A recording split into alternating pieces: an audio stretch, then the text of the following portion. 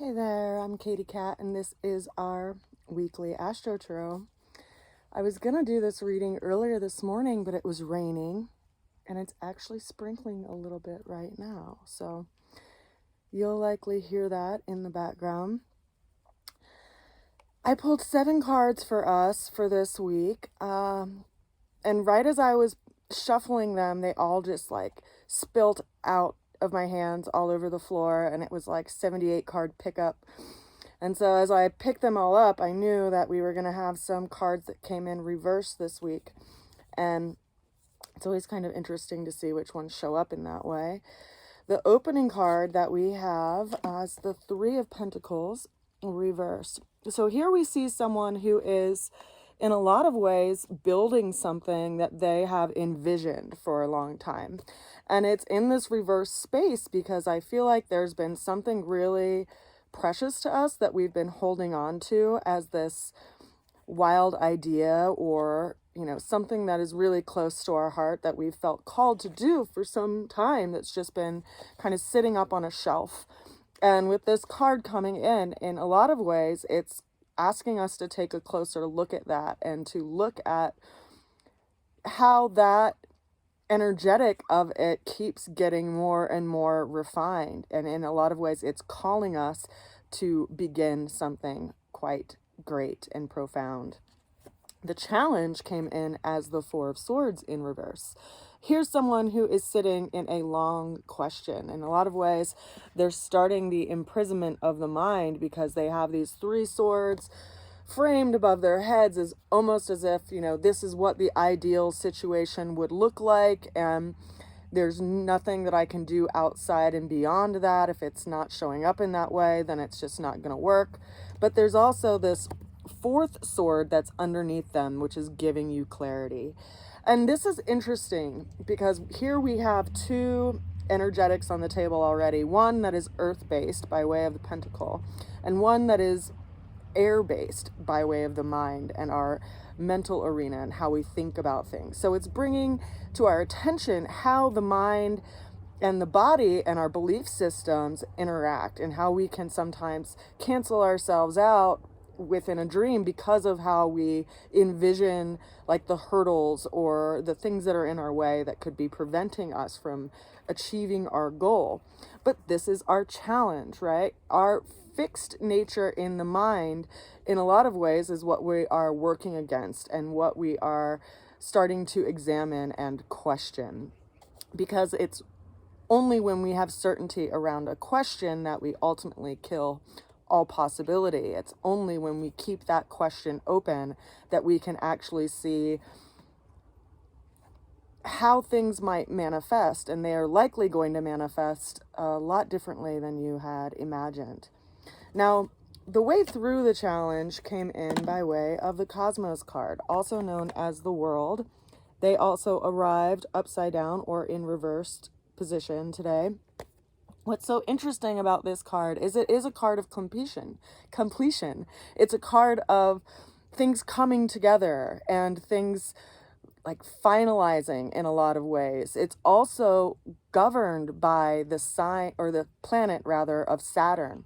Now, Saturn has been in Pisces for a while now, but it's been in retrograde. And so we've been in this space of review, and a place where perhaps we've had our nose kind of rubbed into the difficult aspects of our lives, wherever Pisces, whatever house Pisces governs in your chart, for instance.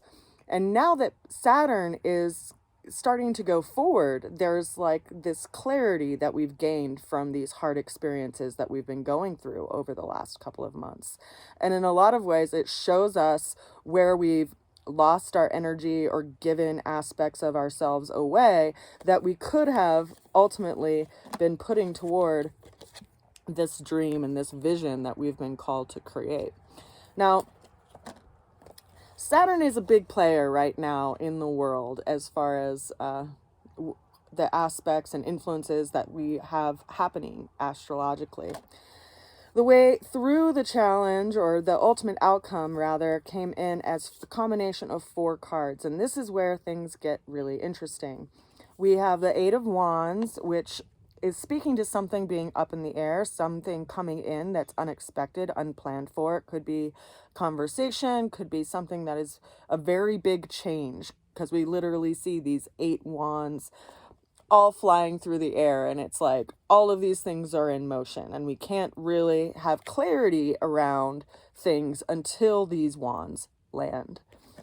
That was further clarified by the 9 of Cups, which is also an energetic of completion coming onto the table, and then the Emperor. Now, I'm going to get into this in just a second, but with the Emperor, that is also followed by the 9 of Pentacles. So we have a few 9s on the table. We have the 9 of Cups, the 9 of Pentacles. We have the Emperor on the table. The Emperor is a very interesting energetic to come into our AstroTarot today, because it is signaling this transit that's happening with Mars and the Sun. So the Sun is currently, let's see, I just don't want to mess this up. Today, being that it is Thursday, November 16th, the Sun is at 23 degrees of Scorpio, and Mars is actually currently at 24 degrees of Scorpio. So they're just 1 degree off of an exact conjunction. And so the Sun is going to be passing through Mars, and we won't be able to see Mars. So it will be combust, right? It's as if the heart of Mars is going into the heart of the Sun, and they're going through this kiln type process. What's so interesting about this is that Mars has a cycle or an orbit of about 2.5 years. So this meeting point that's happening right now with the Sun and Mars is like an initiatory energetic. It's like the gunshot went off, and now the race is about to begin, and the race is going to go on for the next 2.5 years. This is really poignant, especially because wherever Mars is at, wherever you have Scorpio in your natal chart, I went through the 12 house system in our last reading. Each of the 12 houses represents a different era of your life. And with these 2 anchoring points coming into a meeting with each other in the sign of Scorpio, it's signaling a very intense transformation process, a process which in a lot of ways is like a phoenix rising from the ashes. And it's initiating something in you that has been feeling a call to task. It's been feeling and hearing the trumpet call. Like there is a vision that you've been holding on to for a very long time. And whatever it is in your mind that has kept you from actually pursuing it and kept you from actually following through with it is being brought up to the surface right now. Saturn is bringing that up to the surface because Saturn is in the sign of Pisces, and it's bringing structure and order to a place that can be really lacking in boundaries. You know, Pisces is this mutable water energy that's really similar to the vastness of the oceans, which have a depth to them that we can't see, and they also carry all of life. So Pisces as a sign can sometimes be seen as, you know, not only very spiritual, but also an energetic of something that is hidden, something that is very close to God, but can also be very far away from God at the same time, because it tends to be the sign that it has a lot of addiction-oriented behaviors, which is why this is a really powerful time right now for people to gain some kind of management or control over their addictions, because Saturn is in Pisces and will be in Pisces for the next 2.5 years. So the number 2.5 years I've mentioned a couple of times, but I've mentioned it in a couple of different contexts. So for instance, when I was talking about Mars, and we look at the zodiac wheel, or how this system works, Mars and the Sun are right now together in Scorpio, and it will take Mars 2.5 years to move around this whole orbit and meet up with the Sun again. And the next time it meets up with the Sun again, it will be in a different sign, likely, I believe, in Sagittarius, if I'm recalling that correctly. Now, I also mentioned Saturn. Now, Saturn is over here in Pisces at 0 degrees of Pisces, and it takes roughly around 29 years to go around this entire system, which means that it is in each sign for about 2.5 years. So it's going to be bringing this sense of responsibility and a sense of the true impression of time through the area of Pisces for the next 2.5 years. So this is a very strong kind of note that is here, and especially in reflection with what's going on with Mars right now. And I bring that up because Mars showed up in our reading today by way of the Emperor, right? And the Emperor is a character that likes to bring order to chaos. They like to look out on the battlefield or look out into the world of life and see where chaos is and bring order to it. And in a lot of ways, it's doing that in our lives right now for the next 2.5 years. And it's setting that note in the area of Scorpio at 25 degrees, where it's going to be meeting up with the sun. Now, it's a very strong energy. You know, when you have the sun and Mars together, it can be literally explosive. And so a lot of things might be coming out that have been buried or have been hidden, because the sign of Scorpio is known for things that are hidden, things that are underneath the surface, things that are fixed and emotional in nature. And Mars is the planet that is the first governing planet of Scorpio. So it's in its rulership and it has a lot of power in this space. And so to just touch on these 2 nines that came into our reading today, when you look at numerology, 9s are a number of completion because they are the highest number in the single digit system.